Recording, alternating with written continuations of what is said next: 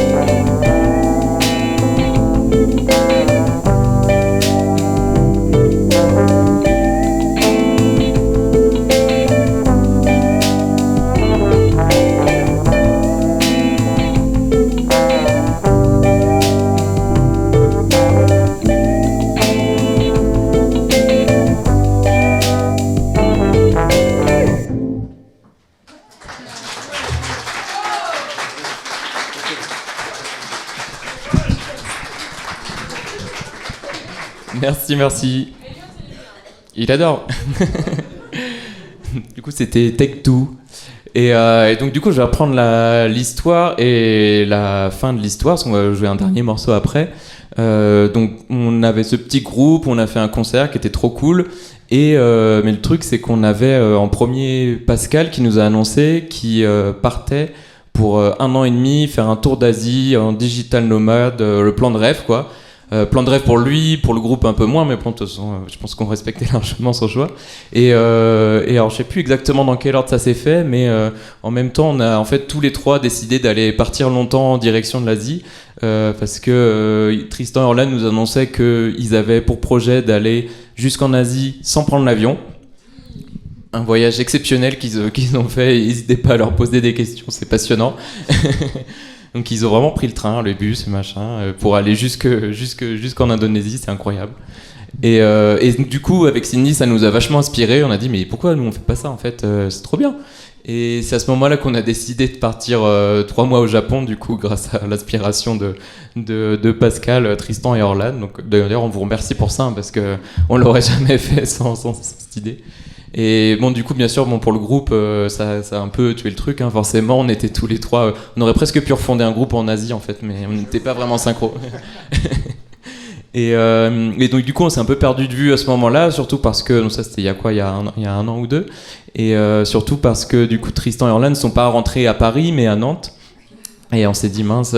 C'était un peu une petite tristesse, comme ça, de pas, du coup, pouvoir forcément rejouer ensemble.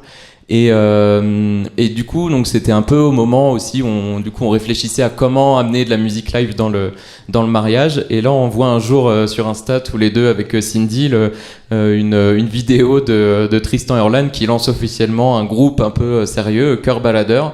Et donc, là, on a vu la vidéo et tout de suite avec Cindy, on s'est dit, bah ok, c'est évident, faut qu'on les fasse venir au mariage, c'est obligé.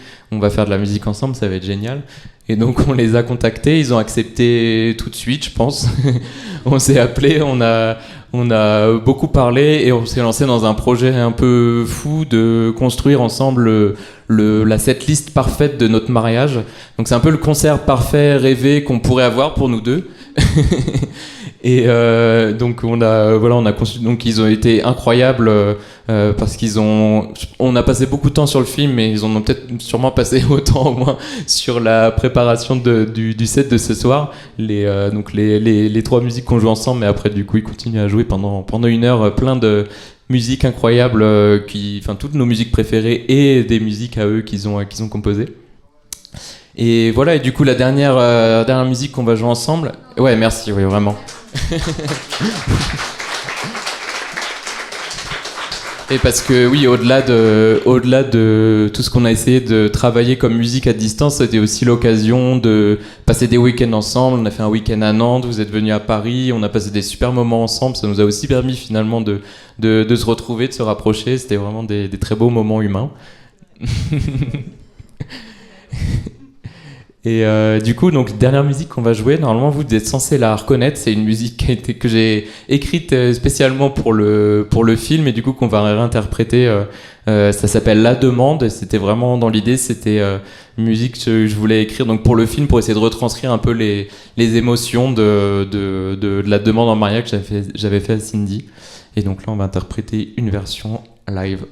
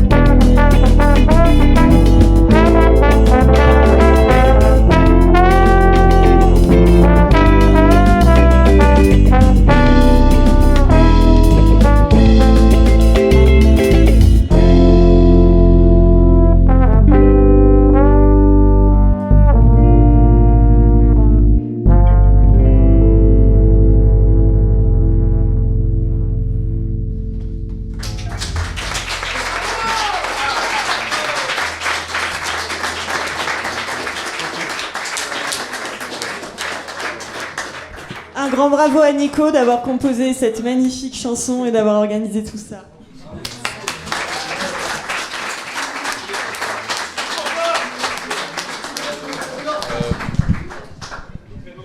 Vous continuez ou vous... ouais, ok, très bien. Et merci du coup, moi, c'est tout pour moi. Moi j'ai fait la partie simple, j'ai fait juste le début.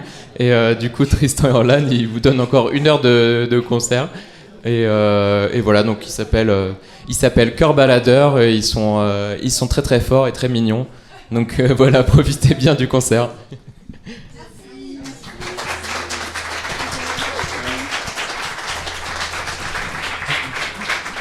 Je l'ai vu vous embêter avec 2 petits mots avant. Nico, c'est vrai que là, en y réfléchissant, rétrospectivement, j'avais pas du tout préparé ça, mais ces 10 dernières années, t'es quand même mon partenaire musical le plus fidèle et on a fait quand même des choses. Et c'était vraiment très très cool. J'espère que ça va continuer. Et tous les deux, c'était vraiment trop chouette de préparer avec vous ce concert. Donc voilà, j'ai vraiment aimé. Et j'espère que ça va vous plaire la suite. Voilà.